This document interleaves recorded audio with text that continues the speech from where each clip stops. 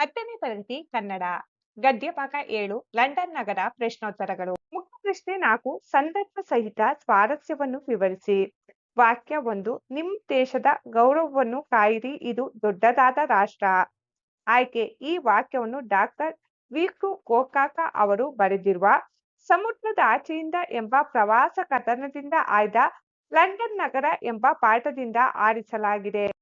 ಸಂದರ್ಭ ಲಂಡನ್ ನಗರದ ಬೀದಿಗಳಲ್ಲಿ ಲೇಖಕರು ಸಂಚರಿಸುವಾಗ ಅಲ್ಲಿನ ಇತಿಹಾಸ ಪ್ರಸಿದ್ಧ ಪುರುಷರ ಹಾಗೂ ದೇಶಕ್ಕಾಗಿ ಹೋರಾಡಿದ ವೀರರ ಶಿಲಾಮೂರ್ತಿಗಳನ್ನು ಕಾಣುತ್ತಾರೆ. ಆ ಮೂರ್ತಿಗಳನ್ನು ನೋಡಿದ ಸಂದರ್ಭ ಲೇಖಕರಿಗೆ ಅವು ಈ ಮಾತುಗಳನ್ನು ಹೇಳುತ್ತಿರುವಂತೆ ಭಾಸವಾಗುತ್ತದೆ.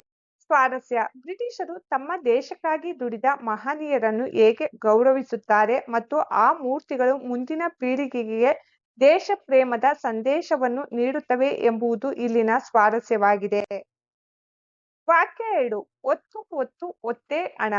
ಆಯ್ಕೆ ಈ ವಾಕ್ಯವನ್ನು ಡಾಕ್ಟರ್ ವಿ.ಕೃ.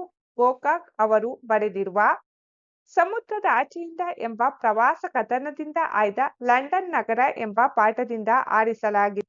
ಸಂದರ್ಭ ಲಂಡನ್ ನಗರದ ಜನರು ರಸ್ತೆಗಳಲ್ಲಿ ಅತ್ಯಂತ ಅವಸರದಿಂದ ಓಡಾಡುವುದನ್ನು ಮತ್ತು ಕೆಲಸ ಮಾಡುವುದನ್ನು ಕಂಡ ಲೇಖಕರು ಅಲ್ಲಿನ ಜನರ ಸಮಯ ಪ್ರಜ್ಞೆಯನ್ನು ಕುರಿತು ಈ ಮಾತನ್ನು ಹೇಳಿದ್ದಾರೆ.